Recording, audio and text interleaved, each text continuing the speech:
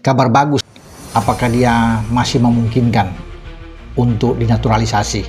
Pak Ketua Umum juga sudah mengatakan akan lebih kuat timnas kita. PSSI ini terus memantau perkembangan. Tapi kalau memang ini bisa cepat, ini mungkin bisa membuat PSSI bergerak lagi. Kita dapatkan kan akan oke. Penambahan ada 2 saja bisa kita dapatkan. Tapi memang 2 sektor ini dianggap sangat penting. Saya rasa kita bisa mendapatkan pemain keturunan Indonesia yang telah resmi menjadi warga negara Indonesia dan akan segera membela timnas Indonesia. Ketika ada pemain keturunan Indonesia yang punya darah Indonesia, ketika dia bermain di pertandingan-pertandingan uji coba bagi timnas Indonesia, para pemain keturunan, dan itu harus dilakukan dalam waktu yang cepat, berpotensi menjadi pemain besar di masa depan. Maka itu kita beruntung juga punya pemain keturunan Indonesia dan para pemain keturunan untuk bisa mendapatkan tempat di timnas Indonesia. Sebaliknya, para pemain keturunan Indonesia ini juga harus bisa bersaing, bagian dari proses untuk membentuk timnas yang kuat.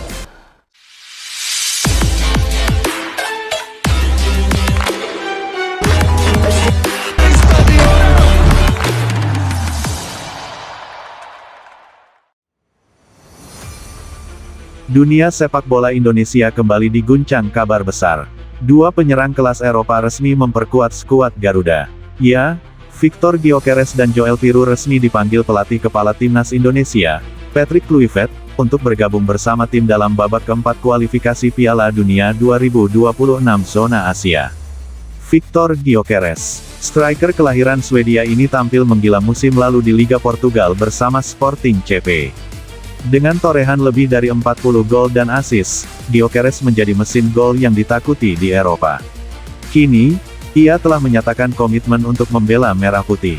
Lewat proses naturalisasi dan darah keturunan Indonesia dari sang nenek, Gyökeres resmi menjadi bagian dari Garuda. Sementara itu, Joel Piroe, striker muda berbakat yang kini membela Leeds United di Inggris, juga mengejutkan publik. Pemain berdarah campuran Belanda Indonesia ini memilih membela tanah leluhur dibanding menanti kesempatan di Belanda. Dengan finishing tajam dan kemampuan membaca ruang yang luar biasa, Piroe menjadi amunisi baru yang sangat dibutuhkan lini depan Indonesia. Dalam konferensi pers yang digelar di Jakarta, pelatih kepala Patrick Kluivert menyatakan, "Saya ingin membawa timnas Indonesia ke level yang lebih tinggi.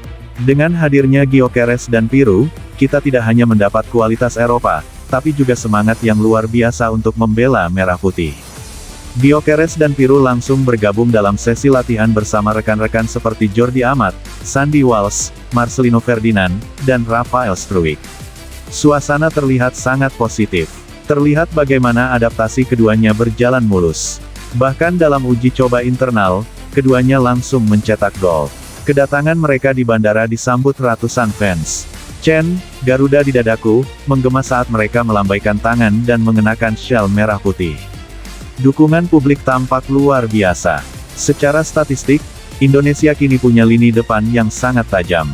Kombinasi Gyökeres, Piroe, dan Struijk berpotensi menjadi trisula paling mematikan di Asia Tenggara. Lini serang timnas yang dulu sering tumpul, kini punya banyak opsi dan variasi serangan.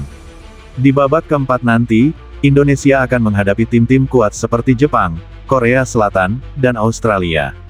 Tentu tantangannya berat, namun, dengan kehadiran Gyökeres dan Piroe, Patrick Kluivert punya lebih banyak senjata untuk mengejutkan Asia. Langkah besar ini bukan sekadar euforia. Ini adalah bentuk keseriusan PSSI, pelatih, dan para pemain untuk mewujudkan mimpi besar, lolos ke Piala Dunia. Bagaimana menurut kalian, Garuda fans?